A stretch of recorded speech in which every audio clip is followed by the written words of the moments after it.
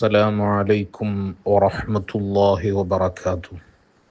بسم الله الرحمن الرحيم. الحمد لله رب العالمين، والصلاة والسلام على سيد المرسلين وعلى آله وصحبه الفائزين.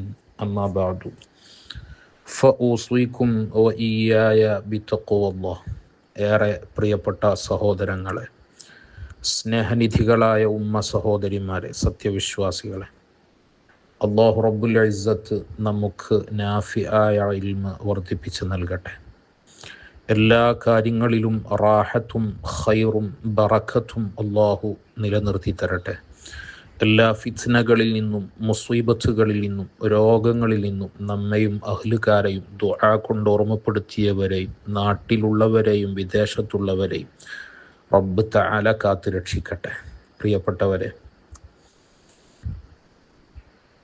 നേരത്തെ ഓർമ്മപ്പെടുത്തിയതുപോലെ പ്രാർത്ഥനകളുടെയും നന്മ ചിന്തിക്കുന്നതിൻ്റെയും ജീവിതത്തിലേക്ക് നന്മകളെ ചേർത്ത് പിടിക്കേണ്ടുന്നതിൻ്റെയും അമൂല്യ സമയങ്ങളിലൂടെയാണ് നാം കടന്നു പോകുന്നത്. അല്ലാഹു തആല നമ്മുടെ എല്ലാ കാര്യങ്ങളിലും ഇഖ്ലാസ് നൽകട്ടെ. മഹാനായ സയ്യിദുന ഫുളൈൽ ഇബ്നു ഇയാദ് റളിയല്ലാഹു അൻഹുവിൻ്റെ ഒരു ഹിക്മത്താണ് മേൽ നൽകപ്പെട്ടത്. ഖംസുൻ മിൻ അലാമാതി ശഖാവ. വിജയി ആരാണെന്നും പരാജിതനാൻ ആരാണെന്നും സഈദ് ആരാണെന്നും ഷഖീയേതാണെന്നും റബ്ബിനു മാത്രം നിശ്ചയമുള്ള അറിവുള്ള കാര്യത്തിൽപ്പെട്ടതാ. എന്നാൽ സുഅദാഇന് വിജയിക്കാൻ പോകുന്ന ആളുകൾക്ക് ഭൗതിക ലോകത്ത് ചില അടയാളങ്ങൾ, ചില സാഹചര്യങ്ങൾ നമുക്ക് പഠിപ്പിക്കപ്പെട്ടിട്ടുണ്ട്. അതുപോലെ ഷഖീയിനും പരാജിതനാകാൻ പോകുന്ന വ്യക്തിക്കും അവൻ്റെ ഭൗതിക ജീവിതത്തിൽ അതിൽ നിന്ന് ആ അടയാളങ്ങൾ നമ്മിൽ സംഭവിക്കുന്നതിൽ നിന്ന് നാം മാറി നിൽക്കാൻ, മാറി ചിന്തിക്കാൻ വേണ്ടി നമുക്ക് മഹാന്മാർ പഠിപ്പിച്ചു തന്നിട്ടുണ്ട്. പരാജയത്തിൻ്റെ ലക്ഷണങ്ങളും വിജയിക്കാൻ പോകുന്ന ആളുടെ ലക്ഷണങ്ങളും നമുക്ക് ഓർമ്മപ്പെടുത്തി തന്നിട്ടുണ്ട്. മേൽ നൽകപ്പെട്ടത് പരാജയത്തിൻ്റെ അടയാളങ്ങളാണ്. ഒരു വ്യക്തി പരാജിതനാണ് എന്നതിൻ്റെ അടയാളങ്ങളിൽ 5 മഹാനായ ഫുളൈൽ ഇബ്നു ഇയാദ് റളിയല്ലാഹു അൻഹു മേൽ നൽകപ്പെട്ട ഹിക്മത്തിൽ നമ്മെ ബോധ്യപ്പെടുത്തുകയാണ്. 1, അൽ ഖസ്വത്തു ഫിൽ ഖൽബ്, ദയയില്ലാത്ത മനസ്സ്. ഹൃദയത്തിൽ ഖസ്വത്ത് ഉണ്ടാകുക, ശിലാഹൃദയത്വം അഥവാ ദയയില്ലാത്ത കഠിനമായ മനസ്സ്, കാഠിന്യമുള്ള മനസ്സ്. ഒരു വ്യക്തിയോടും ഒരു ജീവിയോടും അലിവ് തോന്നാത്ത, ദയയില്ലാത്ത, റഹ്മത്തില്ലാത്ത മനസ്സ്. അള്ളാഹു കാത്ത് രക്ഷിക്കട്ടെ. 2, വജുമൂദുൽ ഐൻ, കണ്ണ് വറ്റി ഉറച്ചതാവുക അഥവാ ആവശ്യത്തിന് കരയാത്ത കണ്ണ്.